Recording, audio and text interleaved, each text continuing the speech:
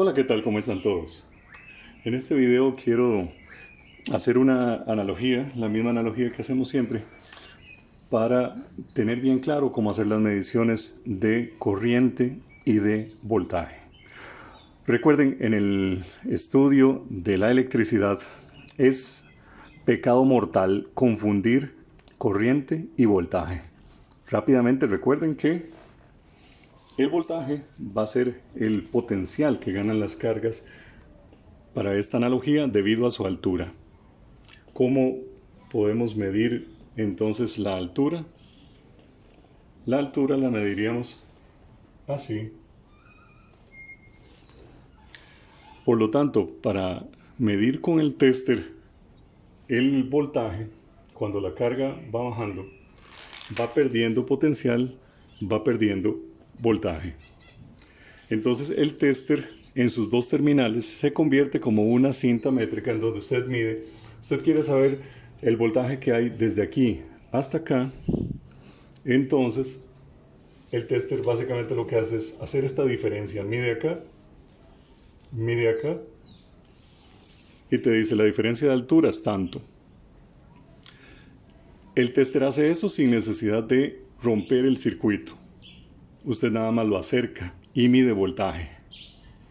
Pero para medir corriente, usted necesita romper el circuito porque recuerde, el voltaje es la altura, pero la corriente es la cantidad de cargas que pasa por unidad de tiempo.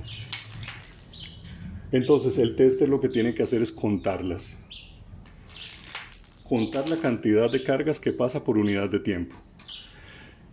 En ese caso el tester se transforma como si fuera un acople, donde las cargas tienen que pasar a través del acople. Tienen que pasar a través del acople para poder contarlas. Entonces, ¿cómo haríamos? Siempre que vamos a medir corriente tendríamos que romper la continuidad del circuito, colocar el medidor o acople y ahora las cargas que pasen a través del circuito pasaron por el acople. ¿Lo ven? Es la única forma. Las cargas ahora pasan a través del acople. Para este ejemplo, vamos a hacer medición de corriente y de voltaje para dos bombillos en serie. Entonces vamos a colocar los dos bombillos en serie. Los unimos, ahora ya están en serie. Colocamos la fuente de alimentación, lagarto negro de este lado y vamos a colocar el lagarto rojo de este lado y en ese momento encienden los dos bombillos, como podemos ver.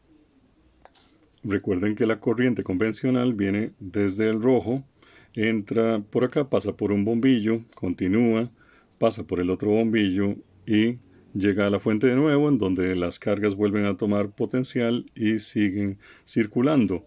Recuerden que en todo caso siempre hay circulación de corriente. Cuando hay corriente en este cable, ya en ese momento también lo hay en este y en todos al mismo tiempo. No hay que esperar a que vaya un flujo de corriente circulando, ¿ok? Con esto me refiero a que cuando se establece, toda la corriente se establece al mismo tiempo en todos los componentes del circuito. Ahora vamos a hacer una medición de voltaje. Para eso entonces colocamos el tester, recuerden, en voltios en la escala apropiada y la banana roja en donde dice V. Lo vamos a dejar aquí en primer plano. Y como ejemplo vamos a medir el voltaje que cae en el primer bombillo. Para eso recuerden que entonces solamente tendríamos que acercar los dos terminales y tenemos una caída de tensión de 4.74 voltios. Pero si quisiéramos ahora medir la corriente que fluye por este bombillo, tenemos que interrumpir su circuito, tenemos que interrumpir acá. Entonces primero colocamos el selector en medición de corriente en la escala apropiada, 10 amperios para este caso, y tenemos que mover la terminal hacia donde dice 10 amperios. Colocamos el tester aquí en primer plano. Y observen ahora lo que sucede si lo hago mal y simplemente lo coloco en paralelo a la carga. Cuando pretendo medir corriente, medirlo como si fuera a medir voltaje. Vean lo que pasa. ve, en realidad se apagó el bombillo. Eso quiere decir que a través del bombillo ya no está fluyendo corriente. Entonces la corriente que estoy viendo medida en el tester es solo la corriente que está fluyendo en el bombillo amarillo, que todavía prevalece encendido porque estoy haciendo un cortocircuito para este elemento, porque así no se mide la corriente.